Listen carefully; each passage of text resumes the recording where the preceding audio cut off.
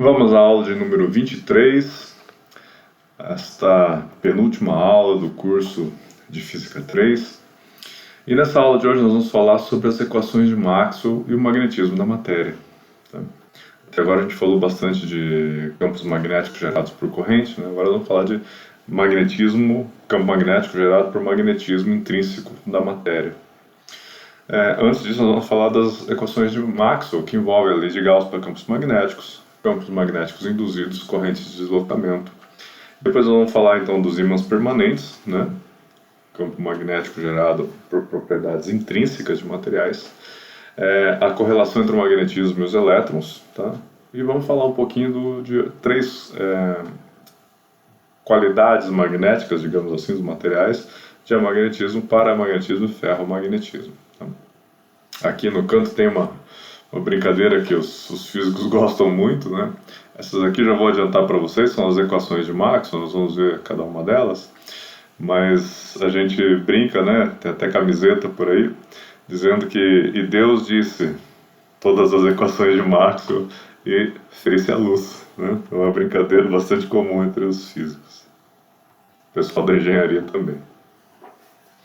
Então vamos começar falando efetivamente, né, das equações de Maxwell, e vamos começar pela lei de Gauss para campos magnéticos. Tá? Nós fizemos a lei de Gauss, vocês devem lembrar, para campos elétricos, né? Ela calculava o fluxo vetorial do vetor campo elétrico, né? Correlacionando com a carga envolvida pela superfície gaussiana, né? Mas vamos começar com mais devagar. Primeiro vamos observar aqui, ó, um magneto, um ímã. Tá? Aqui ele está numa superfície em que foi colocado limalha de ferro, e a gente pode ver o comportamento, né, de linhas de campo aqui, e ela tem comportamento dipolar, né? Parece com o dipolo elétrico também, mas aqui é magnético. Tá? A limalha de ferro vai se orientando na direção do campo magnético. A gente vê um comportamento dipolar, e o campo magnético está saindo do polo norte, está marcado com um Nzinho aqui, está fraquinho, mas eu estou apontando para vocês aqui. Ele sai do polo norte e entra no polo sul. Tá? Dá para ver aqui também essas linhas correspondentes aqui. Tá? Agora, uma observação que foi feita é que a estrutura magnética mais simples que existe é o dipolo magnético. Tá? Não existem monopolos magnéticos, que seria o equivalente da carga. Se você pega lá o que nós já estudamos lá, a questão de campos elétricos, né? Basta você ter uma carga para você saber que você tem um campo elétrico associado com ela. É uma carga, não precisa mais do que uma carga, né? Seria o equivalente a um monopolo elétrico, né? O monopolo magnético, entretanto, ele não existe. A carga magnética não existe, tá? O equivalente da carga no magnetismo. Tá? Vai ser sempre um dipolo, vai ser sempre um polo norte e um polo sul. Tá? Você nunca vai ver linha de campo magnético saindo de um ponto, é sempre um dipolo. Tá? E se você pegar um magneto, né, a primeira coisa que a gente pode pensar é, eu não olhei de perto o suficiente, então se eu posso quebrar isso aqui infinitas vezes, e quebrando, deixar bem pequenininho, você ainda vai observar um comportamento do tipo dipolar. Tá? Então, monopolo magnético não existe ou ainda não foi observado na natureza. Tá? Algumas observações que foram feitas, elas são observações que não são... elas têm um entorno para se mostrar assim, tá? Mas não é um caso geral. Observação geral de monopolo não foi feita ainda. Muito bem. E aí, ó, o que nós podemos fazer? Nós temos a lei de Gauss para o campo elétrico, né, que a gente está falando, o fluxo de linhas de campo elétrico. Ele pode ser medido aqui com uma integral numa superfície fechada do produto escalar EdA, onde dA é um elemento dessa superfície e é o campo elétrico. Isso aqui tem que ser igual a carga envolvida dividido por ε0. Tá? Isso aqui é aplicado para campo elétrico. E o que acontece se a gente aplicar lá para campo magnético? O que acontece é que a gente tem que o fluxo magnético, né, fluxo de linhas de campo, ou seja, o vetor campo magnético, através da superfície fechada, né, então a gente faz a integral na superfície fechada do produto campo magnético dA escalar com o vetor dA, que é um vetor de superfície. Se você for olhar, isso aqui vai dar zero. Tá? E esse também é um indicativo de que a gente não deve encontrar por aí um monopolo magnético. Tá? Não está previsto. Tá? E essa aqui fica sendo então a lei de Gauss para campos magnéticos, tá? É uma das leis uma das equações de Maxwell, tá? Então aqui, ó, só para a gente entender mais um pouco, se eu pegar uma superfície aqui gaussiana, né, sei lá, vou colocar aqui no polo norte do ímã, eu tenho linhas de campo saindo dessa superfície, mas eu tenho igualmente o mesmo número entrando, então a somatória fica zero. Posso escolher uma outra superfície aleatória qualquer, essa aqui, por exemplo. A gente tem linhas entrando, mas também as mesmas linhas saem. Então, dentro da superfície, o fluxo total fica zero. Tá? Muito bem, então esta é uma das equações de Maxwell. Agora vamos olhar para a lei de Faraday, né, que nos diz que a integral de uma superfície fechada de E, campo elétrico, produto escalar ds, esse é um elemento de caminho de superfície, é igual a menos a taxa de variação temporal do fluxo magnético. Essa é a lei da indução de Faraday, que nós já estudamos, que diz pra gente que a variação do fluxo magnético induz um campo elétrico, né? Mesmo que não haja carga, né? Vocês devem se lembrar disso. A pergunta que segue imediatamente, foi a que Maxwell fez também, e a variação de fluxo elétrico gera ou induz, né? Acho que eu errei aqui no escrito, né? Ela induz um campo magnético? A resposta é, evidentemente, sim, né? Esse aqui é o Maxwell, que respondeu essa pergunta. E ele equacionou isso matematicamente, dizendo então que a integral de BDS, a integral fechada de BDS, é igual a μ0 ε0, taxa de variação temporal do fluxo elétrico. Tá? Essa é a lei da indução de Maxwell. Também, então, mais uma contribuição desse cientista para o eletromagnetismo. E essa lei de indução diz, então, que a variação de fluxo elétrico induz um campo magnético. Assim como a variação de fluxo magnético induz um campo elétrico, a variação de fluxo elétrico também induz um campo magnético. Tá? Muito bem. Então vamos ver a lei da indução de Maxwell, observando aqui um capacitor. Nós temos um capacitor de placas paralelas, um capacitor cilíndrico. Então nós temos a corrente que chega até aqui os terminais para carregar esse capacitor. E enquanto estiver carregando, o campo elétrico aqui dentro está variando. Então você varia o fluxo de campo elétrico na região entre os capacitores. Isso gera o que? Segundo a lei da indução de Maxwell, gera um campo magnético. Fazer variar o fluxo elétrico faz gerar um campo elétrico. E veja como é que ele fica aqui, ó. Aqui é o campo elétrico, ele está entrando na tela aqui, seria o equivalente desse campo elétrico aqui entre as placas, tá? Aqui é a placa redonda. A gente faz lá uma superfície, né, do tipo amperiana, e que é o inverso da coisa, né? A gente fica aqui com as linhas de campo magnético gerada pela variação do campo elétrico, ó, tangentes a esta superfície que nós estamos usando para estudar. Tá? Muito bem. Só para a gente observar mais um detalhe aqui, ó, se a gente pegar a lei da indução de Faraday e a lei da indução de Maxwell, a menos dessa constante aqui, ó, que é para deixar no sistema internacional de unidades, nós observamos que elas têm aqui de diferente, ó, um sinal negativo. Tá? O que nos diz que se eu fizer variar o campo magnético para gerar um campo elétrico, ele vai ter um dado sentido que é oposto ao que se eu fizer variar o campo elétrico para poder gerar um campo magnético. Tá? Então, se o campo magnético está apontando aqui, ó, no sentido horário, o campo elétrico, devido a uma variação de fluxo magnético, teria seu sentido no anti-horário. Tá? É um detalhe ali entre esses comparativos das duas expressões. Tá? Ainda aqui, ó, comparando a lei de Ampère, integral de BDS da μ0 vezes a corrente envolvida, né, nessa superfície amperiana que a gente usa. E se você pegar a lei da indução de Maxwell, né, ambas correlacionam o campo magnético. No caso da lei de Ampère, correlaciona com a corrente envolvida na amperiana, e no caso da lei da indução de Maxwell, correlaciona o campo magnético com a taxa de variação do fluxo elétrico. Tá? Então é mais ou menos natural que essas coisas têm que se completar. Então a lei de Ampère-Maxwell, ela diz que a integral fechada de B ds, B escalar ds, é μ0 ε0 dφ dt, dφ é dt, taxa de variação com o tempo do fluxo elétrico, mais μ0 vezes a corrente envolvida, tá? Numa superfície amperiana. Essa é a lei de Ampère-Maxwell. Tá? E aí nós identificamos aqui um dos termos, que é o ε0 dφ dt, como o que a gente chama de uma corrente de deslocamento. Tá? Essa é uma corrente fictícia, ela não é real, tá? E ela leva esse nome aqui, nós já vamos ver, porque quando estávamos estudando isso, se levava em conta esses capacitores, que no exemplo que a gente deu ali, só que eles tinham dentro um dielétrico. E lembra daquele deslocamento de carga que a gente fazia, que ocorre quando a gente aplica um campo elétrico?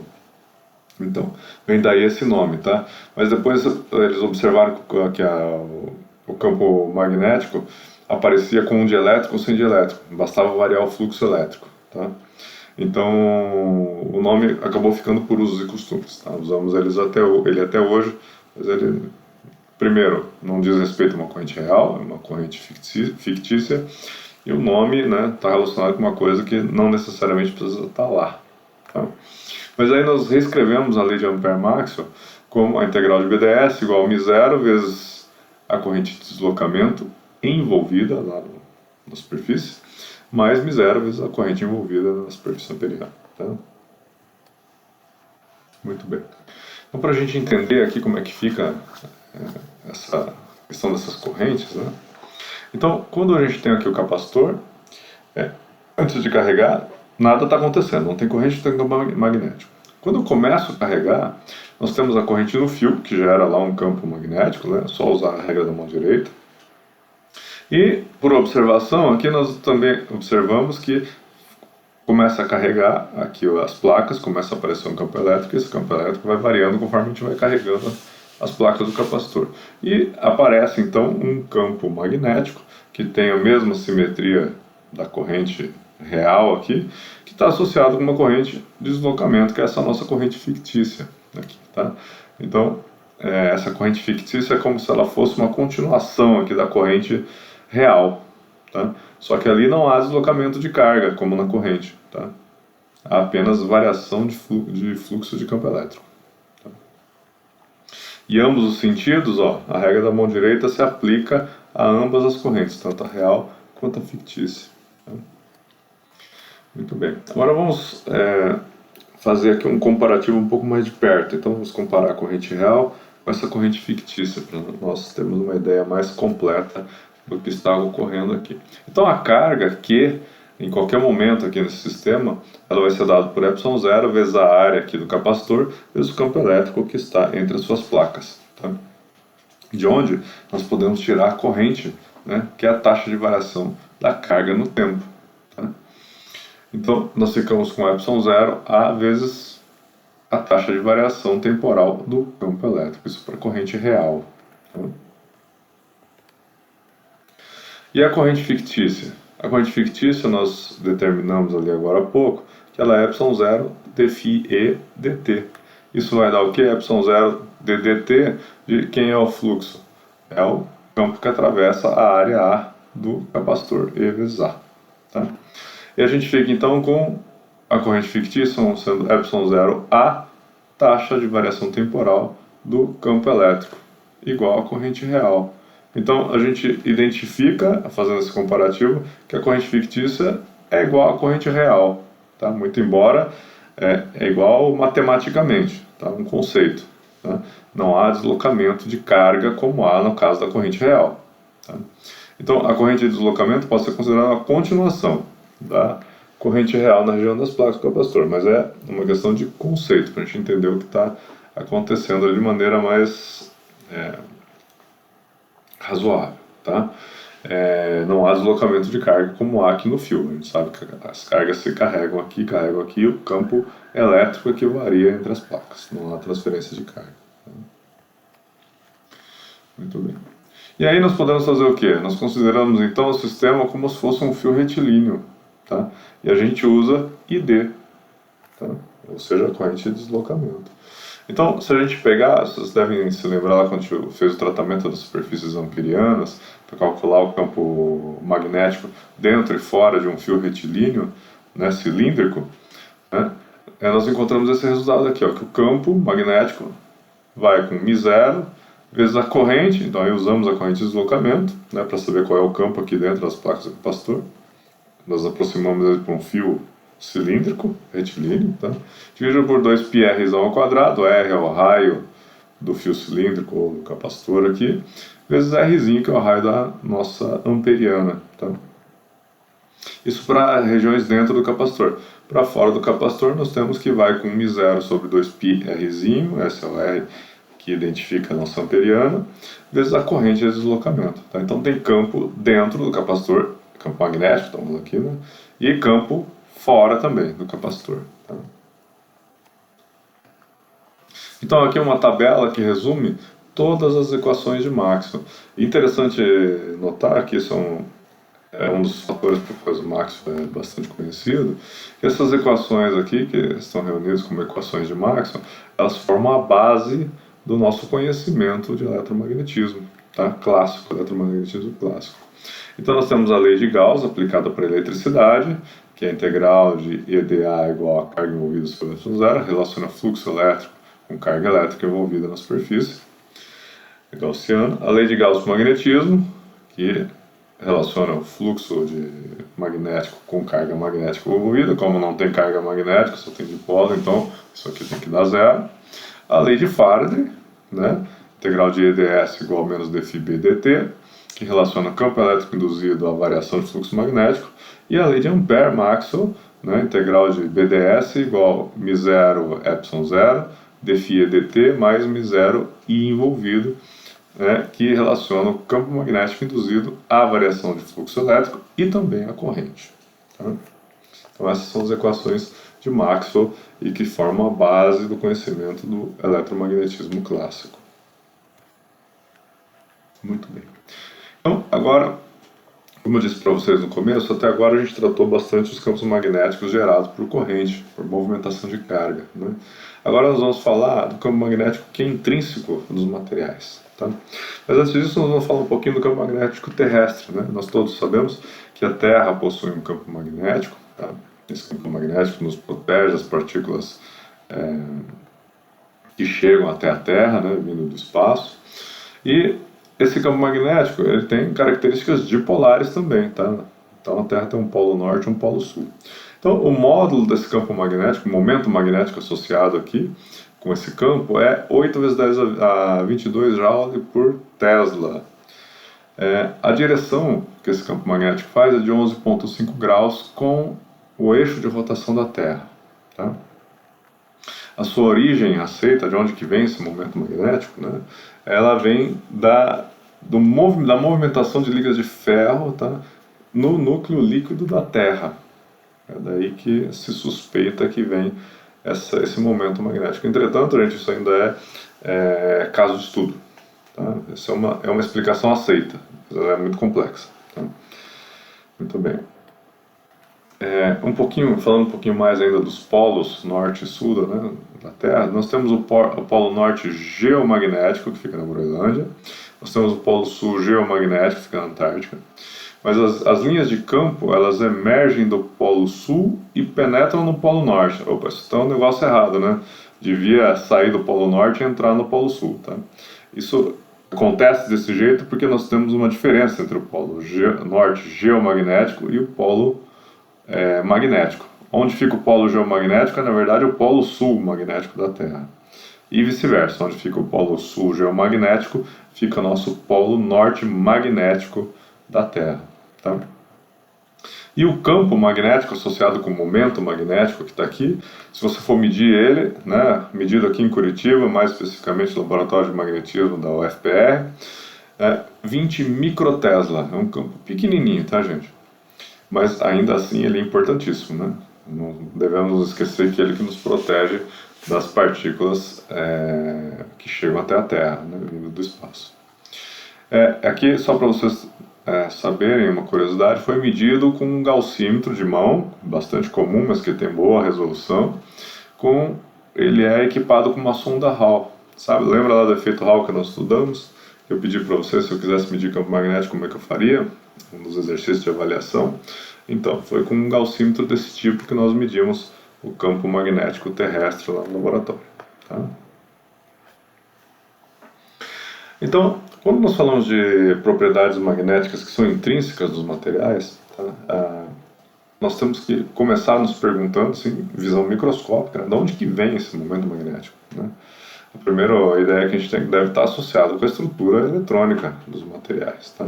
Então nós vamos olhar a parte microscópica. E a primeira coisa que nós temos que tomar cuidado é com os elétrons, tá? Porque os elétrons, a primeira coisa que nós temos que observar, né? Não tomar cuidado, mas observar para tentar explicar, é o momento angular de spin que está intrinsecamente associado com o elétron. Pensou no elétron, tem momento angular de spin, tá? A gente chama de S, que é o S maiúsculo, tá? Então, o momento dipolar magnético de spin, que está associado com o momento angular de spin, ele é dado por μS aqui, igual menos a razão carga-massa, E sobre M, do elétron, vezes o momento angular de spin. Tá? E algumas características aqui interessantes é que o spin não pode ser medido diretamente. A gente mede apenas uma componente em relação a um eixo qualquer. Tá? A componente medida do spin é quantizada, ou seja, ela não pode assumir qualquer valor. Ela tem valores certos que pode ser assumido, tá? E a componente medida do spin pode assumir apenas dois valores. Esses valores certos são dois, tá? Vamos ver aqui na sequência. Então, o momento angular de spin é dado por um número aqui, ms, que é o número quântico de spin, tá? Vezes h sobre 2π, onde h é a constante de Planck. Tá? A constante de Planck está envolvida em vários fenômenos quânticos. Tá? Então o ms ele pode assumir apenas dois valores, mais meio e menos meio. Tá? Então esses são os dois valores que o momento angular de spin pode assumir. Tá? Mais ms, mais meio h sobre 2π, menos meio h sobre 2π. Tá? Assim, faltou falar uma coisa aqui, ó. Então, o que pode ser medido? É sempre uma projeção ao longo do eixo, tá? Então, porque nós colocamos o SZ, né? O S é o momento angular de spin na direção do eixo Z, tá aqui, então, na direção do eixo. Então, ele pode assumir com ms mais meio, quando está a favor de Z, e com ms menos meio, quando está no sentido oposto de Z. E quem é que determina esse eixo é um eixo de quantização, tá, gente? Quem é que determina esse eixo aqui? Em geral, lá quando a gente está fazendo medida no laboratório, quem determina esse eixo é a direção do campo magnético externo que a gente aplica no material, tá? Para poder provar suas características magnéticas.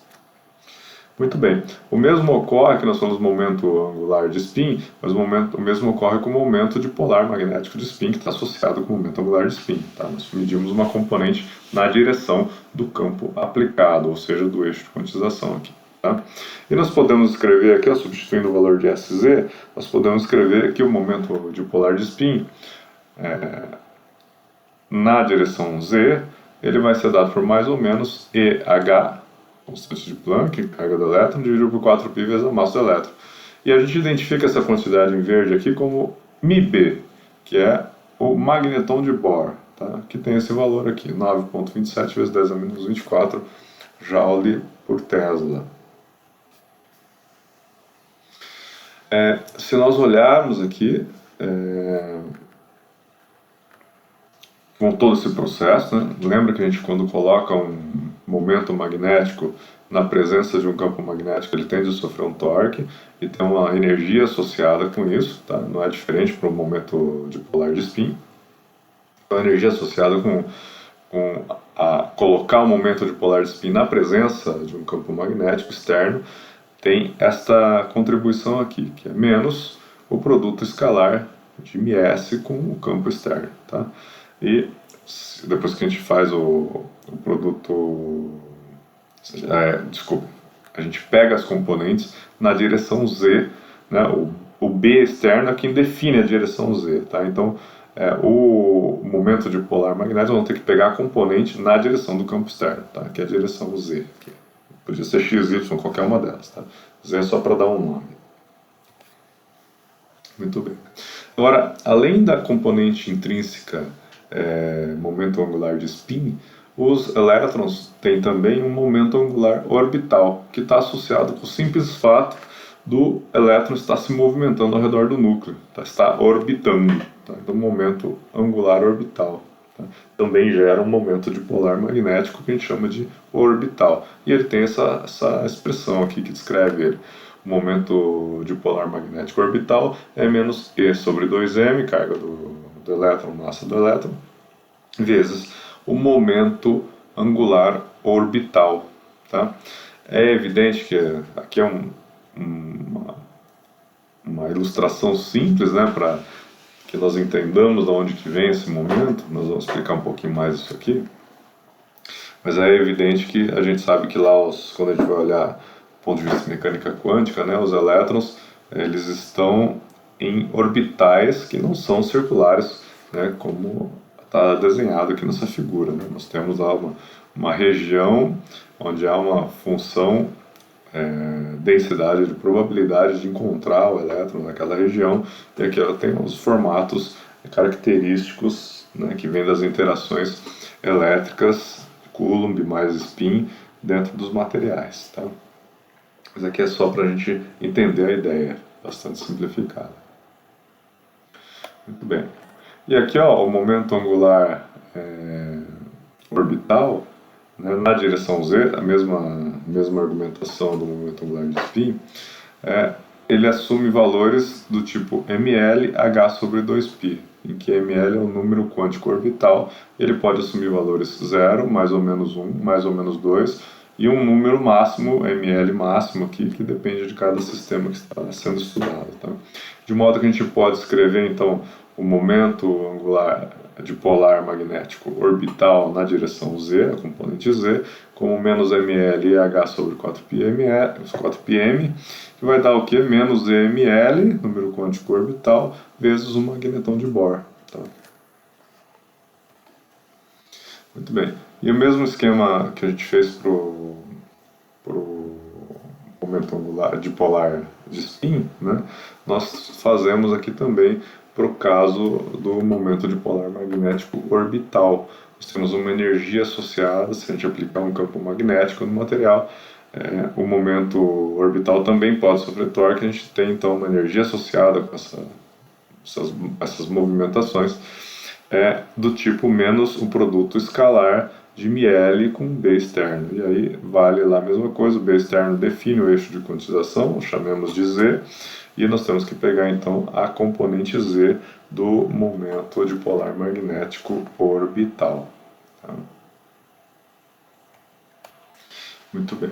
Agora então vamos pegar aqui o nosso modelinho aqui, que está aqui desde o começo dessa discussão, e vamos compreender um pouco assim da maneira clássica, tá? Sem usar mecânica quântica.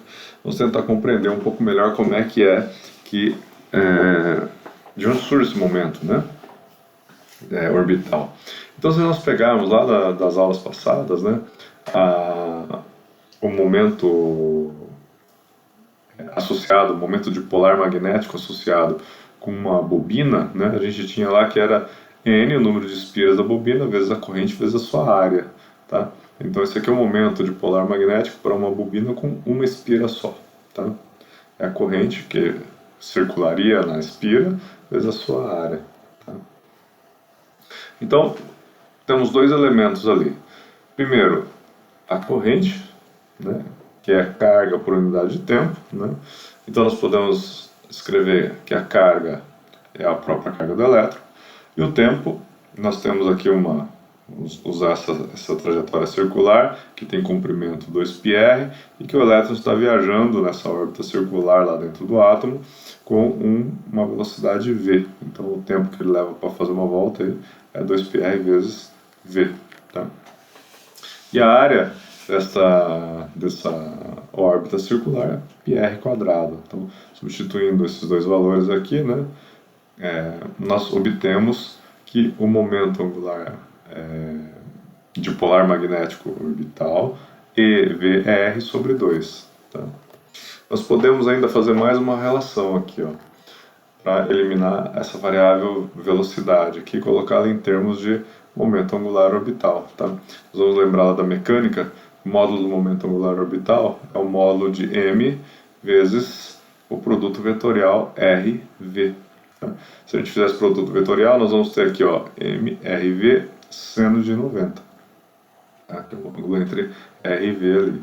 E nós ficamos aqui com esse resultado MRV. Tá? Então nós podemos tirar o V e substituir lá naquela expressão, nós vamos ficar com o momento angular, momento dipolar magnético orbital, tá? Como menos E sobre 2m L. Nós recuperamos aqui a expressão que foi apresentada lá no início e que também é uma expressão que a gente tira lá na mecânica quântica. Tá? Então aqui é um modelinho bastante simples para a gente tirar o comportamento do momento dipolar magnético orbital. Tá?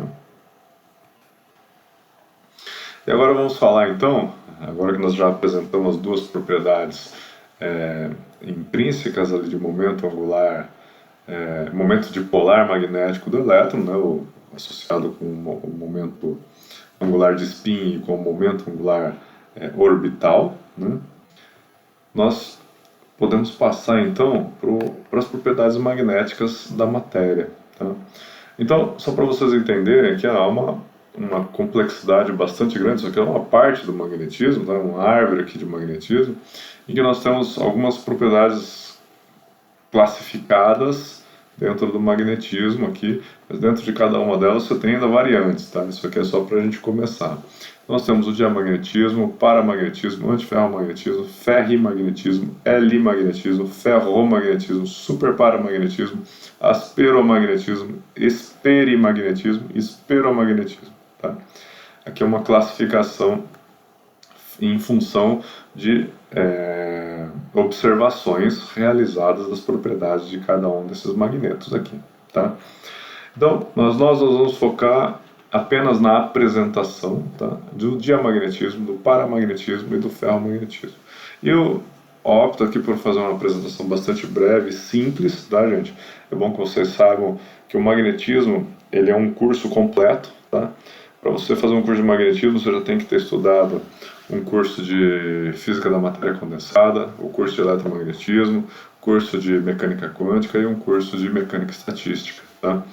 O magnetismo ele envolve todas essas áreas aí, é um conhecimento bastante complexo. Então aqui eu opto por apresentar a vocês as propriedades básicas dos magnetos, nessas três classes aí, né? Nós acabamos de ver que existem muitas outras, mas bastante básico, apenas para que nós saibamos que ele existe e qual é o comportamento básico. Tá? Então, a primeira coisa que nós precisamos pensar é no momento magnético lá dentro do material. Então, vamos partir para o momento magnético atômico. Tá? A primeira coisa que a gente precisa saber é se o átomo se ele tem um momento magnético ou não. Tá? Como é que eu determino isso?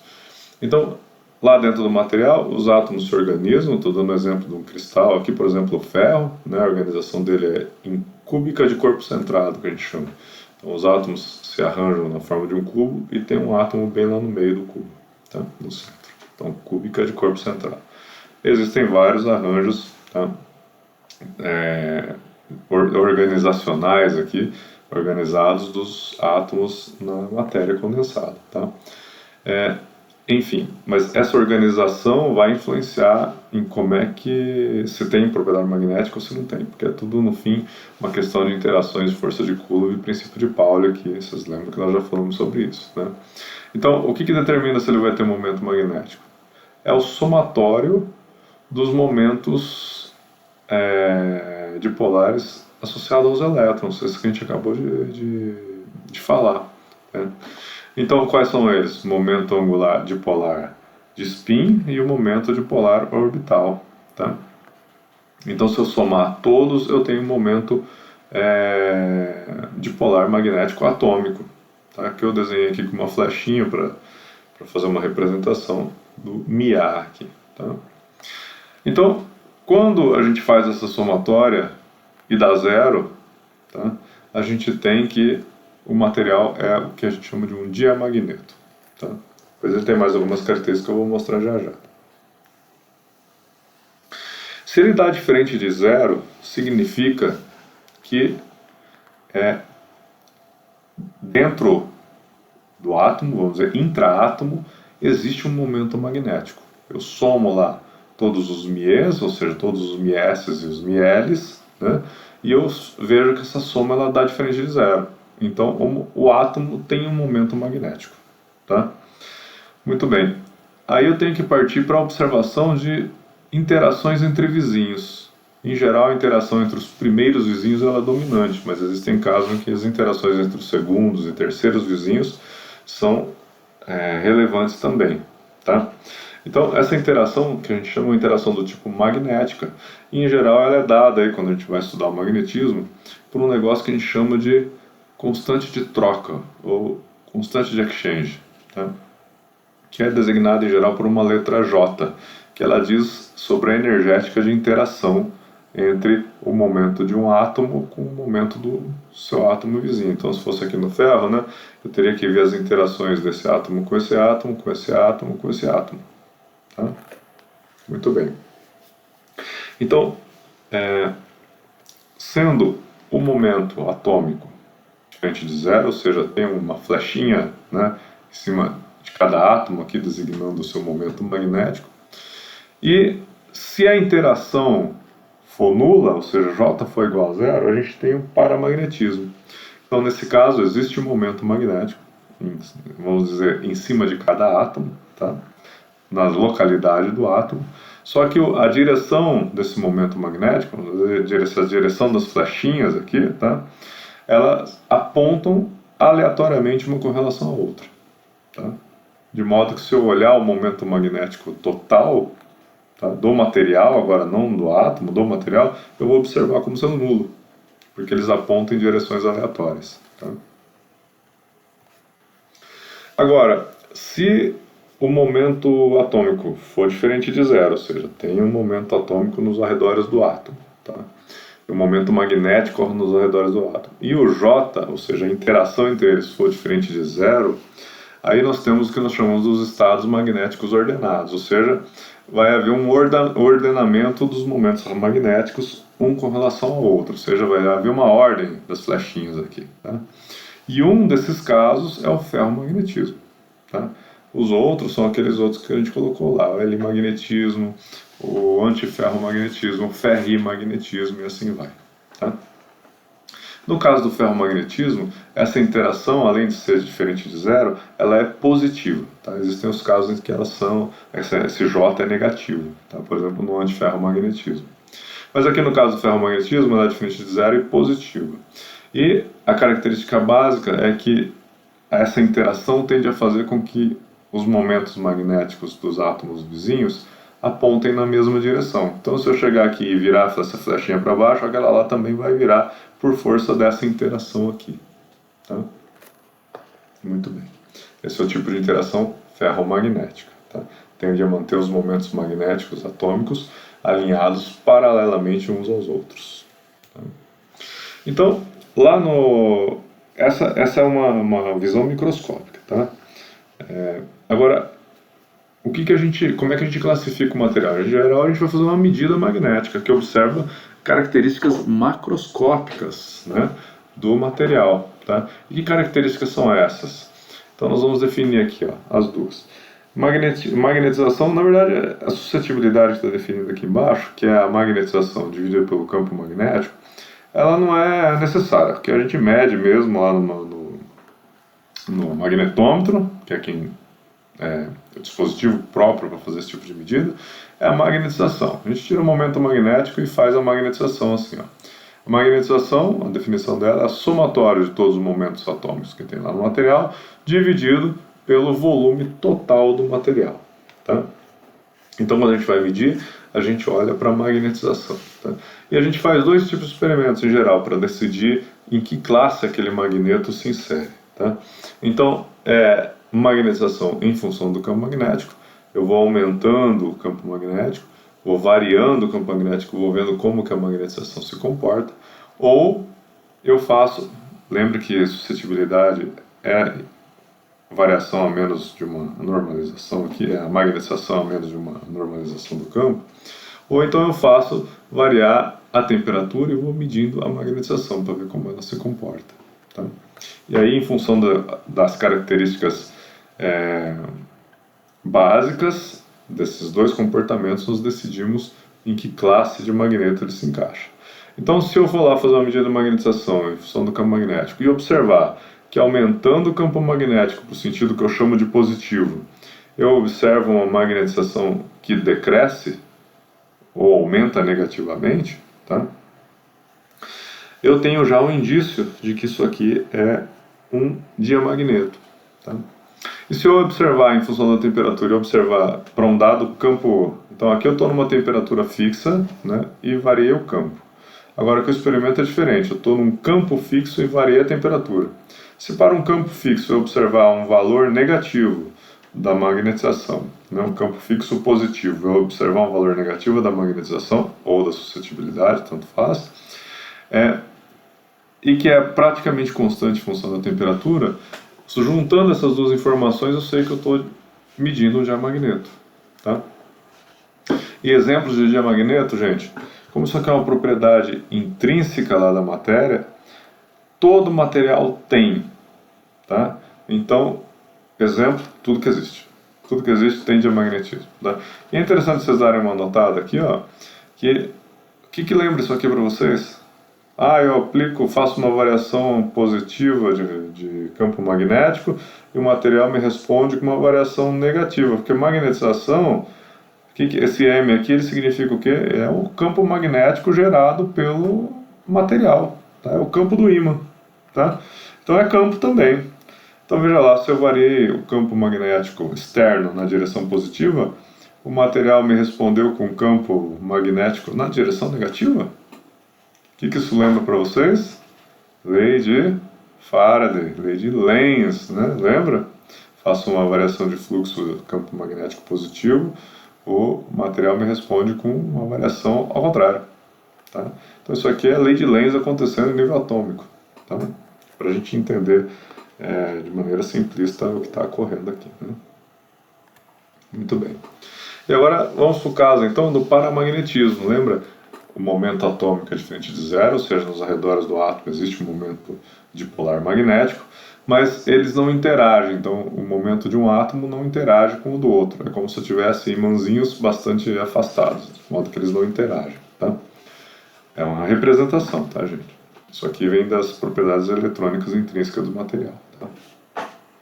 Depende da distância também, mas não só disso. Então, nessa situação, o paramagnetismo, se eu for medir lá no laboratório, o que eu vou observar nos meus experimentos padrões aqui? De magnetização em função do campo para uma temperatura fixa ou magnetização em função da temperatura para um campo fixo. Eu vou observar esse comportamento. Ó. Eu aplico o campo na direção que eu chamo de positivo e o material me responde com um aumento da magnetização no mesmo sentido, também positivo. Em geral, esse aumento ele é linear. Tá? Se eu observar isso aqui, ó, e aí nós temos que... Aí começa a necessidade de fazer um segundo experimento, tá, gente? Porque às vezes tem material que se comporta linear numa faixa e depois ele muda de comportamento, tá? Então se eu não cheguei no campo certo, talvez eu esteja olhando um pedaço, né, dessa medida, não fui até o fim, e aí eu posso me enganar. Então há necessidade de uma comprovação, tá? E aí a gente faz a medida de função do campo fixo com temperatura. E aí eu vou olhar que tipo de comportamento eu tenho. Se eu tiver um comportamento que decresce com o inverso da temperatura, ou seja, aumenta a temperatura e há um decréscimo da magnetização ou suscetibilidade com o inverso dessa temperatura, eu sei que eu estou aqui medindo um paramagneto. Eu aumento para uma temperatura fixa, eu aumento o campo, eu vejo a magnetização aumentar linearmente. E para um campo fixo, se eu aumento a temperatura, eu vejo a magnetização diminuir com o inverso da temperatura. Se eu observar esse conjunto de coisas aqui, eu estou observando um paramagneto. Exemplos aqui: alumínio, platina e paládio. Tá? E agora vamos lá para o caso do ferromagnetismo, em que nós temos momento diferente de zero, ou seja, existe momento magnético no redor do átomo, e eles interagem. O J é diferente de zero. Tá? Muito bem. No caso do ferromagnetismo, como eu disse, eles estão alinhados paralelamente um com o outro. Tá? Exemplos aqui, ó, ferro, cobalto e níquel. E o que eu observo lá no laboratório se for fazer as medidas de magnetização em função do campo magnético para uma temperatura fixa? Eu vou observar o que a gente chama de um comportamento esterético, ou seja, a magnetização. Aqui, ó, partindo do ponto A, é o ferromagneto que nunca viu um campo magnético na vida. Tá? Eu começo a medir, então a magnetização dele está inicialmente nula. Tá? Aí eu começo a medir, ele aumenta até um valor máximo, que a gente chama de magnetização de saturação. Significa que, lembra, quando eu aplico um campo magnético, se eu tenho um dipolo magnético, ele tende a se alinhar na direção do campo para minimizar a energia. Tá? Então, todo mundo vai se alinhar aqui, todos eles estão alinhados na direção do campo. Ou seja, o campo devido ao material não aumenta mais, chegou na saturação. Tá? Se eu continuar aumentando o campo externo, eu vou ter aqui uma constante no campo devido ao momento magnético do material. Tá? Só que se eu agora colocar o campo para zero, ele não volta mais por esse caminho aqui. Ele volta pelo de cima aqui, ó. E aí o campo está nulo, né? Cheguei no zero aqui, campo externo zero, mas o campo que sai lá do meu material, ele é diferente de zero. É o nosso ímã, tá? Isso aqui a gente chama de magnetização remanente, ou seja, ela me diz basicamente, ó, eu alinhei todo mundo na direção do campo. Quando eu tirei o campo, qual a porcentagem que ficou alinhada ainda, tá? Naquela direção? É isso que me diz a magnetização remanente. Depois eu pego e começo a aplicar campo negativo, para ver o que acontece aqui, ó, e a magnetização vai caindo. Veja aqui que eu já tenho um campo diferente de zero, está negativo, está para o outro lado, e só agora a magnetização chegou no zero. Tá? O que significa isso? Metade está alinhado para um lado e metade está alinhado para o outro. Tá? Dos momentos magnéticos intrínsecos, lá, interno, no átomo. Tá? Muito bem. Se eu continuar aumentando, aí eu vou de novo alinhar todo mundo na direção do campo. Cheguei na saturação para o campo negativo. E aí fecho o ciclo fazendo a mesma coisa. Então esse desenho que a gente observa aqui é o que a gente chama de uma esterese magnética. Então se tiver uma esterese, há um indicativo de que pode ser um ferromagneto. Entretanto, várias outras categorias de estados magnéticos ordenados apresentam esterese magnética. Então o que eu tenho que fazer é um segundo experimento para confirmar. Magnetização em função da temperatura para um dado campo fixo. Aí se eu observar esse comportamento desse tipo aqui, ó, que decresce com o aumento da temperatura, a energia térmica vai brigando, vamos dizer, com a energia do campo magnético e vai desalinhando os momentos com relação ao campo, então você vai vendo um decréscimo da magnetização até que ela chega no zero aqui, ó. Quando ela chega no zero, significa um ponto que a gente chama de temperatura crítica. É o ponto a partir do qual não há mais interação, né? A energia térmica ela é maior que o campo magnético, a energia magnética do campo que eu apliquei, e é maior que a energia de interação de exchange entre os momentos atômicos. Tá? Lembra, o momento atômico, o intraatômico, ele é um momento que ele não a energia de interação intraatômica ela é alta, ela não se quebra com KBT, com temperaturas baixas, do tipo ambiente, 500 graus, 600 graus, como está aqui, tá?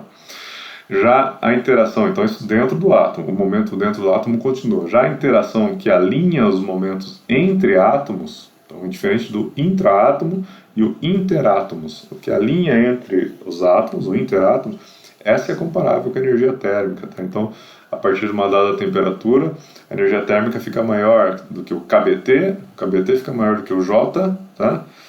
KBT energia térmica, J energia de interação, e é maior também que o μH, momento vezes campo, energia magnética, tá? Então, quando isso acontece, a magnetização vai para zero. Em geral, o ferromagneto ele se torna um paramagneto acima dessa temperatura. Tá? E ele ainda vai depois aqui ir para zero com aquele decaimento de 1 sobre T ainda. Tá?